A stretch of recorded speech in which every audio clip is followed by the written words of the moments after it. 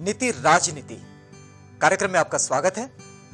मित्रों, आज की राजनीति रामदास जी आठवले के साथ, एक जाने माने पैंथर और रिपब्लिकन पार्टी के राष्ट्रीय अध्यक्ष, उनका अपना एक स्वयं का गुट है, आठवले गुट जिसको कहा जाता है, रिपब्लिकन पार्टी ऑफ इंडिया का।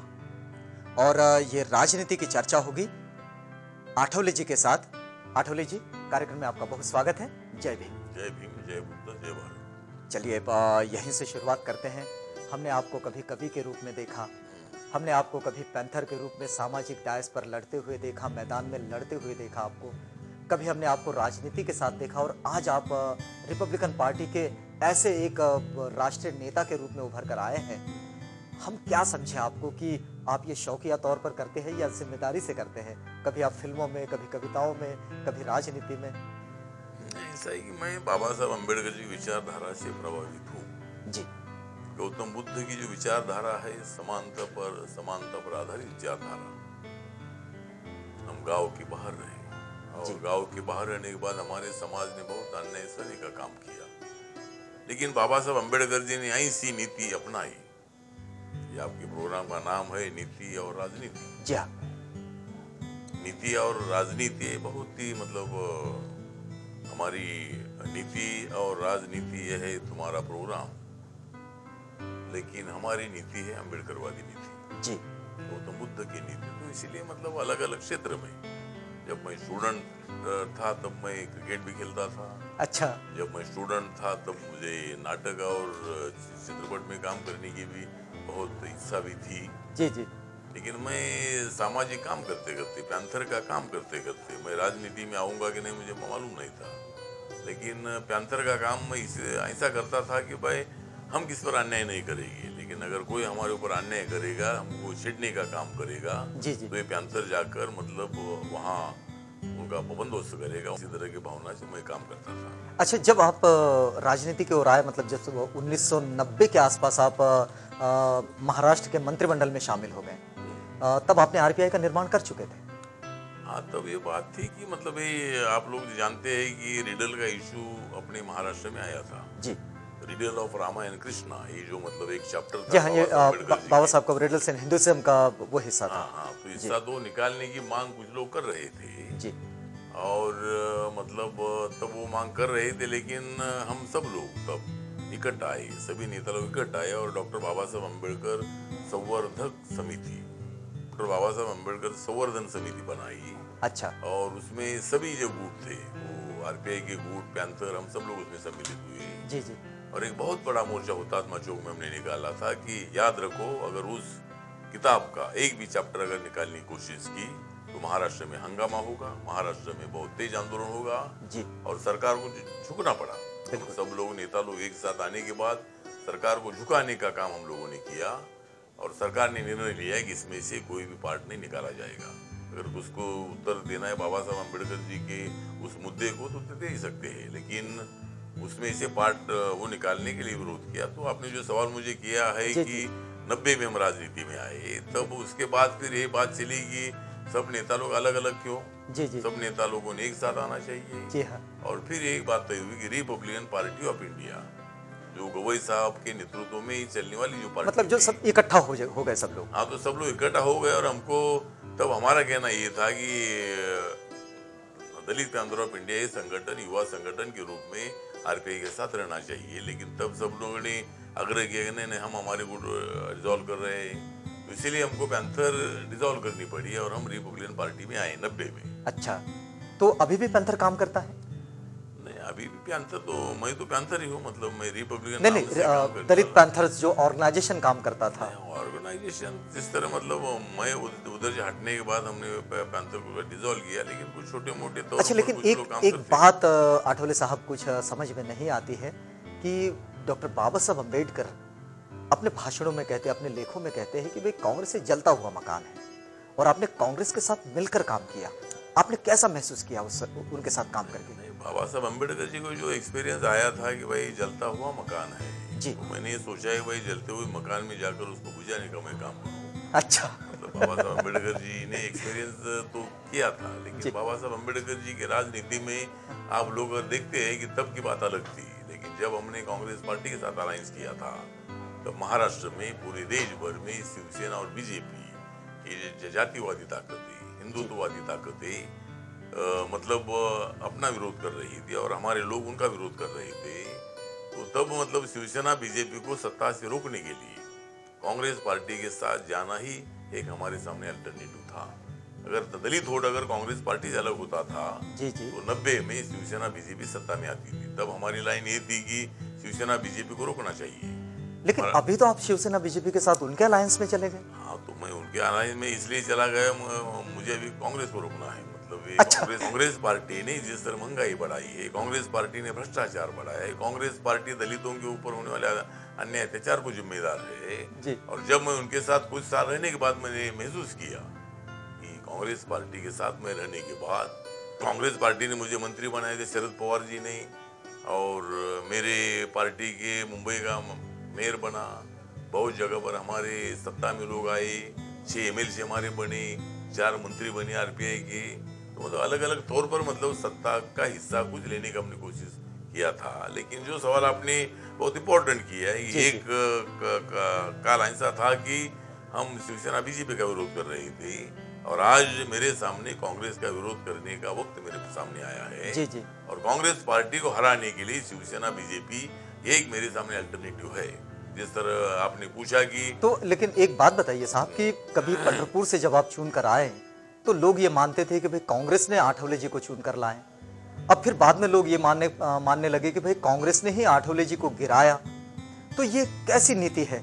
आप इसको कैसा सोचते हैं? आप इसको कैसा लेते हैं? कांग्रेस पार्टी ने गिराया ऐसा मैं नहीं मानता हूँ, लेकिन कांग्रेस पार्टी के लोगों ने मुझे गिराया। जिस तरह कांग्रेस पार्टी ने 98 में हमको चुनकर लाया, मुंबई से 4 MP आरपीआई की चुनकर आए, 99 में मैं पंढरपुर से चुनकर आया, 2004 में पंढरपुर से चुनकर आया, तब मुझे कांग्रेस पार्टी के लोगों ने चुनकर दिया था। लेकिन शिरडी में मुझे एक्सपीरियंस आया कि मेरे खिलाफ वहाँ एट्रोसिटी के केसेस का प्रचार किया गया। अगर आठवले चुनकर आएंगे तो मंत्री बनेंगे और इनके लोग हमारे ऊपर एट्रोसिटी एक्ट लगाने का काम करेंगे। इसी तरह का प्रचार गांव-गांव में करने की कोशिश की, और वहाँ मतलब एक कांग्रेस के गुट ने मुझे जानबूझकर हराने का काम किया। लेकिन ऐसी स्थिति में आपको ये नहीं लगता कि रिपब्लिकन पार्टी ऑफ इंडिया की अपनी ताकत को खड़ा कर लेना चाहिए? हाँ, तो ये तो मैंने महसूस किया है कि आजकल मैंने मेरे पार्टी में ओबीसी फ्रंट बनाई है, मराठा फ्रंट बनाई है, ब्राह्मण फ्रंट बनाई है, माइनॉरिटी फ्रंट बनाई है।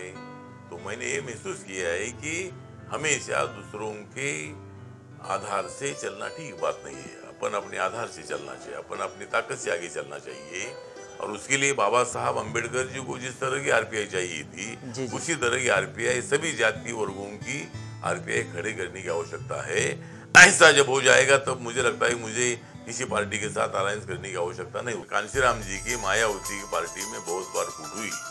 रिपब्लिकन पार्टी में जितने वोट है उससे भी ज्यादा वोट आज मायावती की पार्टी में है, लेकिन मायावती वोटों पर उसका नेगेटिव इफेक्ट होता नहीं।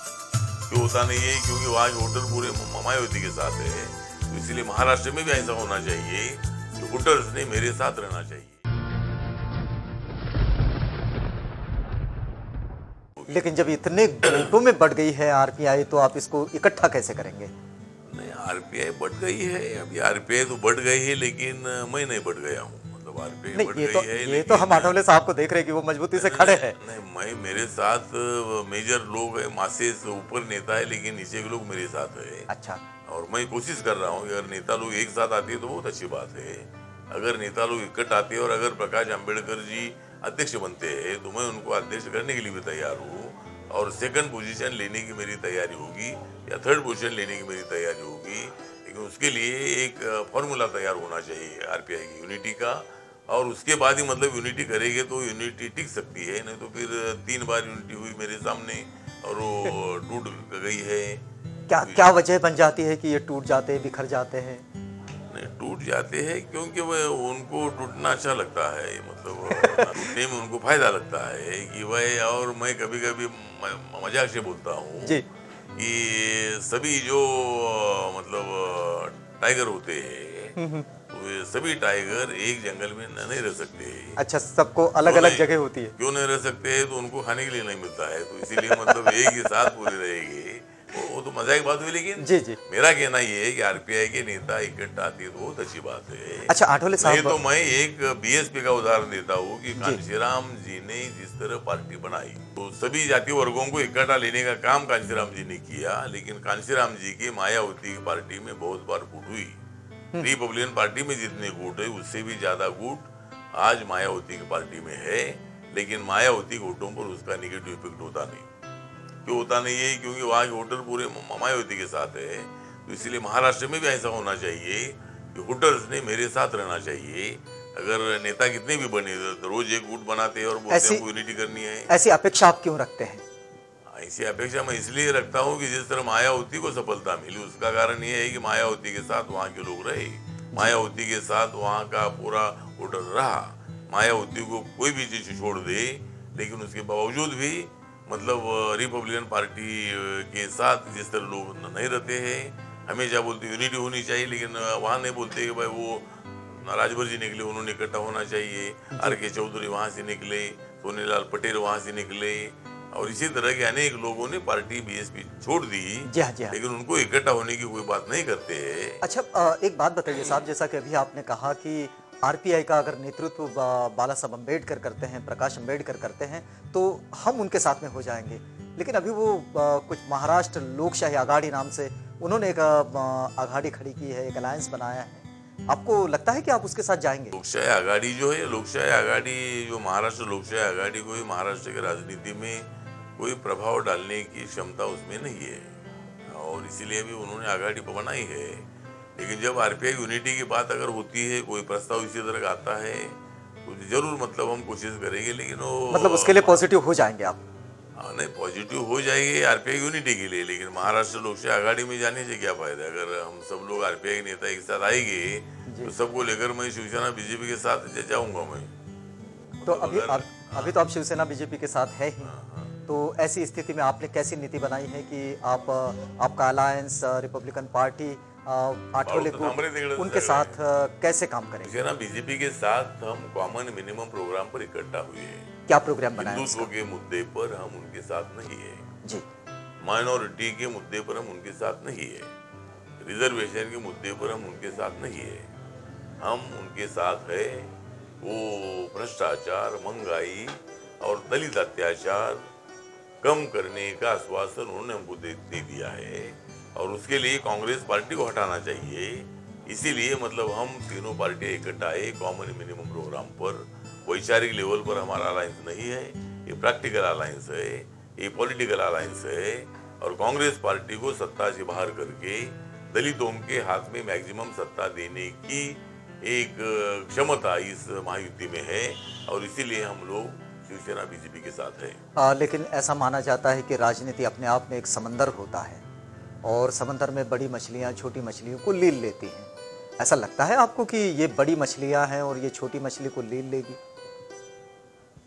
नहीं, मतलब ऐसा है कि नहीं, बड़ी मछलियां है, लेकिन ये छोटी मछली बहुत चालाक मछली है। मतलब ये छोटी मछली को उनके पकड़ में आने वाली तो नहीं है। मतलब ये छोटी मछली जरूर है। अच्छा, लेकिन ये छोटी मछली मतलब जरूर है, लेकिन छोटी मछली अपना अधिकार लेने का काम करेगी। ये छोटी मछली ऐसी सिंपल मछली नहीं है। अच्छा, एक बड़ी बात आपसे जानना चाहेंगे कि 1990 के बाद भारत में जो आर्थिक नीति आई है, इस आर्थिक नीति में 1990 में आप भी कांग्रेस के साथ थे। क्या आपने इस नई आर्थिक नीति को, जो कि यहाँ के आम आदमी का जीवन ही उठा नहीं पाई, उसको ऊंचा नहीं कर पाई, इतनी महंगाई दे दी, रुपये की कीमत गिरा दी, मुद्रास्फीति हो गई, ये ऐसी नीति का समर्थन करते हुए आप उनके साथ कैसे रहे?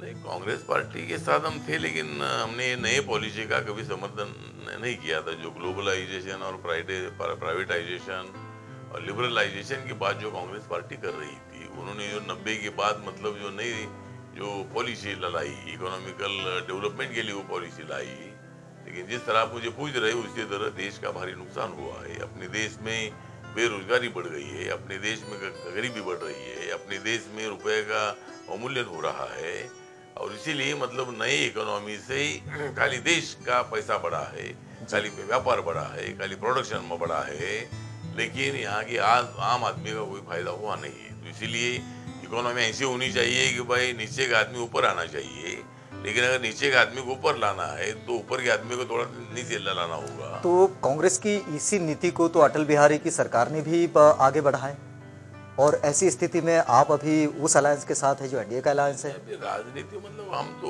उस मुद्दे पर उनके साथ नहीं है। अभी आप जो बात कर रहे हैं कि भाई जब आरपीआई के हाथ में सत्ता आएगी तब ये पूरी नीति को हम इम्प्लीमेंट करने का काम करेंगे, लेकिन अभी हम उनके भरोसे पर ये हम चुन कराने की कोशिश करते हैं, क्योंकि आरपीआई उतनी ब्रॉड नहीं बनी है।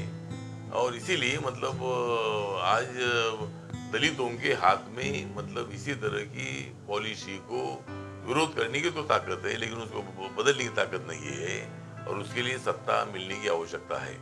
जी, एक और बड़ा सवाल ये उभर कर आता है कि हमारे यहाँ महाराष्ट्र में, जो कि आपका कार्यक्षेत्र भी रहा है पूरा महाराष्ट्र, वैसे तो आप देश में काम करते हैं, लेकिन महाराष्ट्र में अभी तक ये हमारा जो शेड्यूल का सप्लान जो है उसकी कोई स्पेशल अकाउंट महाराष्ट्र गवर्नमेंट ने नहीं खोला है। आपने क्या इसके लिए कभी कोई बात की? तो हमने बहुत बार बात की है। मैं जब लोकसभा में था तब मैंने प्लानिंग कमीशन के उपाध्यक्ष से बहुत बार बात किया। मैंने जब बजट पर चर्चा होती थी तब मैंने बहुत बार बोला है कि इंदिरा गांधी जी ने एससी और एसटी के डेवलपमेंट के लिए ट्राइबल सब प्लान और शेड्यूल कास्ट सब प्लान का निर्माण किया, और मतलब पॉपुलेशन के हिसाब से जिस तरह आज हम देखते हैं कि देश में 16.2% शेड्यूल कास्ट का पॉपुलेशन है जी। और 8.2% आदिवासी का पॉपुलेशन है, तो टोटल बजट में मतलब ये होता है कि भाई प्लान और नॉन प्लान का बजट होता है जी। और उसमें मतलब प्लान का बजट होता है वो कम होता है और नॉन प्लान का बजट उससे तिगुना चौगुना ज्यादा होता है।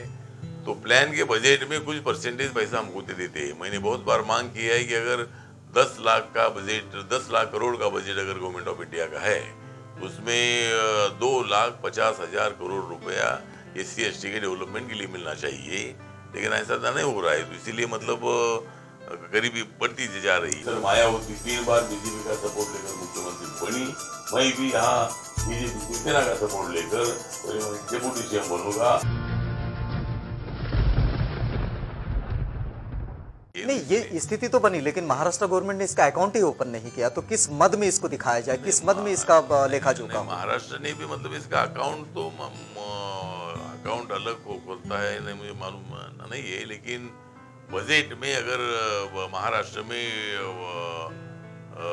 जिस तरह मतलब 13% और 7.5% जिस तरह एससी एसटी का पॉपुलेशन शुरू में रहा है, और उस बजट के मुताबिक कम से कम 20%, 13 और 7%, तो 20% तो बजट महाराष्ट्र में एससी एसटी को मिलना चाहिए, लेकिन उतना नहीं मिलता है।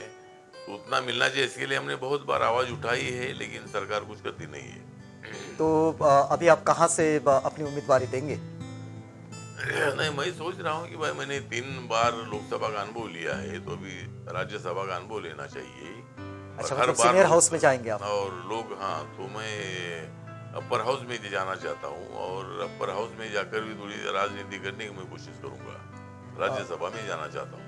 तो राज्यसभा में जो मुद्दे किसके द्वारा जाएंगे आप, क्योंकि इतना समर्थन तो आपको जुटाना होगा? नहीं, राज्यसभा में अभी शिवसेना बीजेपी के पास मतलब 2 सीटें हैं, और भी उनके पास बसते हैं, तो शिवसेना बीजेपी और कुछ लोग मिलकर मतलब हम 3 सीट चुनकर ला सकते हैं, लेकिन उसमें जो सुरक्षित सीट होगी वो सुरक्षित सीट हम लेने की कोशिश करेंगे, और हमें राज्यसभा देने का आश्वासन उद्धव ठाकरे गोपीनाथ मुंडे जी ने दे दिया है। अच्छा, अभी क्या नीति होगी आपकी इस इलेक्शन में जाने के लिए? अभी हमारी नीति तो यही होगी कि भाई जो आघाड़ी की सरकार है, कांग्रेस राष्ट्रवादी की सरकार है, उन्होंने राज्य का सत्यानाश कर दिया है। दलितों पर अत्याचार बढ़ गए, इसमें आर पाटिल जी और उनकी सरकार कुछ नहीं कर रही है, और दलितों को स्वाभिमान ये स्कीम के अंतर्गत मतलब उन्होंने हर दलित को जमीन देने का वादा किया, लेकिन मुझे जमीन नहीं मिल रही है। बीच में उन्होंने 4.25 लाख लोगों के फॉर्म भर के लिए और उनको पक्का मकान देंगे गांव के लोगों को। इसी तरह का आश्वासन देने के बावजूद भी अभी तक उसका कुछ नहीं हुआ है। बेरोजगारी बढ़ती जा रही है, एससी एसटी का बैकलॉग नहीं भर रहे हैं, और शेड्यूल कास्ट के लोगों को पोस्टिंग आश्वासन नहीं मिल रहा है। SC/ST के लोगों को बहुत कंप्लेंट मेरे पास आई है कि भाई जहाँ एग्जीक्यूटिव पोस्ट होती है वहाँ शेड्यूल कास्ट के ऑफिसर को एकदम अलग रखने का काम कर रहे हैं। तो ये सब मुद्दे लेकर हम लोगों के सामने जाएंगे। बाबा साहब अम्बेडकर जी का हिंदू मिल का जो स्मारक है, ये स्मारक हम जाकर बनाएंगे। ये मतलब बहुत स्लो काम कर रहे हैं। और मुंबई की झोपड़पट्टी उसका डेवलपमेंट हम करेंगे। जो नागपुर में जो स्लम्स है उसको ये सारी स्कीम के अंतर्गत हम उनको पक्का मकान देकर उनको न्याय देने का काम करेंगे। दलित एट्रोसिटी करने वालों को कठोर सजा हम देंगे। तो इसी तरह के मुद्दों को लेकर अच्छा, इन मुद्दों के साथ आप आगे बढ़ेंगे। आगे बढ़ेंगे। एक और बात जानेंगे आपसे कि हमारे यहाँ जो स्थितियाँ बनती हैं कि अक्सर इस्लामिक वोट जो होता है और इस्लामिक वोटर जो होता है वो दलितों की ओर देखता है कि भाई इनकी ताकत कैसी, ये लोग कैसा सोच रहे हैं। इस बार आप शिवसेना और भाजपा के साथ में हैं, तो आपको क्या लगता है कि इस्लामिक वोट आपकी तरह शिवसेना भाजपा के साथ आएगा? हाँ, तो इस तरह भी ऐसा है कि लोगों में, मुस्लिम लोगों में कांग्रेस के बारे में बहुत बड़ी नाराजगी है। लेकिन वो नाराज होने के बावजूद भी वो हमेशा कांग्रेस पार्टी को वोटिंग करते थे जी। लेकिन जब मैंने निर्णय लिया कि मैंने रिस्क लेकर निर्णय लिया कि शिवसेना बीजेपी के साथ में जा रहा हूँ। बाला साहब ठाकरे बोले थे कि शिव शक्ति के साथ भीम शक्ति आनी चाहिए, भगवे के साथ नीला झंडा लहरना चाहिए विधानसभा पर।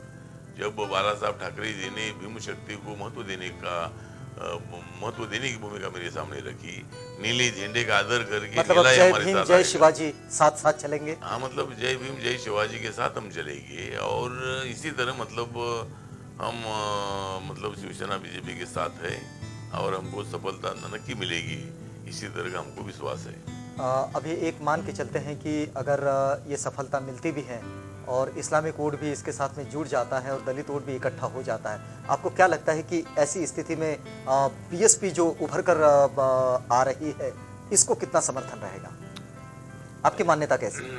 मेरी मान्यता है कि BSP तो उभर गई है उत्तर प्रदेश में, महाराष्ट्र में BSP उभर नहीं सकती है। जब तक मैं यहाँ हूँ तब तक BSP को उभरने का कोई चांस यहाँ नहीं है, क्योंकि मेरा ग्रुप ग्रास रूट में जगह जगह पर काम करता है। और मैंने बीच में ये भी बात बताई थी कि भाई RPI और BSP ने एक साथ आना चाहिए। क्या आपने ऐसा कोई प्रयास किया है? नहीं, प्रयास तो मैं करूंगा। मैंने एक बार जो अपने अबीर सिंह जी उनके भी साथ मैंने बात किया था कि जब मैंने कांग्रेस पार्टी को छोड़ा था तब मैंने उनके सामने प्रस्ताव रखा था कि ऑल इंडिया लेवल पर BSP और RPI एक साथ आए, और मायावती और मैं अगर एक साथ आता हूँ तो पूरे देश भर में हम घूमेंगे। और सोशल एजेंडा पर हम सब लोग अगर एक साथ आते हैं तो दलितों की इश्यू को सॉल्व करने के लिए उसकी बहुत अच्छी मदद हो सकती है। लेकिन जो सवाल आपने मेन किया है कि BSP का प्रभाव महाराष्ट्र की राजनीति में कितना होगा, जी। तो हर बार वो सभी कैंडिडेट खड़ा करते हैं और उसमें उनको कोई सफलता मिलने का कोई चांस होता नहीं है। लेकिन अभी वो उनकी राजनीति करें, हम उनका विरोध नहीं करते, हम हमारा काम करते हैं। नीति राजनीति का ये प्रोग्राम है और आप क्या कहेंगे, इलेक्शन आने वाले हैं? नहीं, मैं यही कहूँगा कि कांग्रेस पार्टी को वोट मत दीजिए, वोट हमको दीजिए। और हमारी महायुति जो है, ये महायुति आपको न्याय देने का काम करेगी। इसमें कोई हिचकिचाने की बात नहीं है। हिंदुत्व के मुद्दे पर अपने को गुमराह करने की कोशिश की जा रही है। संविधान बदलेगा इसी तरह की बात की जा रही है।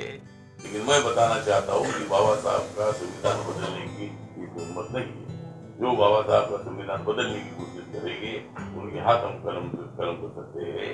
तो इसी तरह मतलब कोई एनडीए सत्ता में आएगी तो संविधान में बदल करेगी, ऐसी बात नहीं है। संविधान है ऐसा ही रहेगा। और हम लोग शिवसेना बीजेपी के साथ इसलिए है कि हमको कांग्रेस को बदलना है और दलितों को सत्ता की ओर ले जाना है। दलितों के हाथ में मैक्सिमम सत्ता लेनी है। जिस तरह मायावती 3 बार बीजेपी का सपोर्ट लेकर मुख्यमंत्री बनी, मैं भी यहाँ बीजेपी शिवसेना का सपोर्ट लेकर डिप्टी CM बनूंगा और कुछ दिनों के बाद मैं महाराष्ट्र का CM भी बन सकता हूँ। क्या बात है, हमारी सदिच्छाएं आपके साथ है। वक्त ये जा रहा है मित्रों, राजनीति यहाँ पर रुकती है, लेकिन आठवले साहब का मानना है कि परिवर्तन की जो लहर चल रही है इस लहर में शामिल हो जाइए। पैंथर मानता है कि उन्होंने जो काम किया है शायद बड़ा रिस्की काम है, लेकिन इस रिस्क से भी जीता जा सकता है और जीत हमारे पास आ सकती है। रुकेंगे यहाँ राजनीति में। आठवले साहब, आप हमारे साथ आए, हमसे बातचीत की, इस पूरी बातचीत की जय भीम। जय भीम, जय बुद्ध, जय भारत। आप बने रहिएगा आवाज इंडिया के साथ। कार्यक्रम आगे भी जारी है।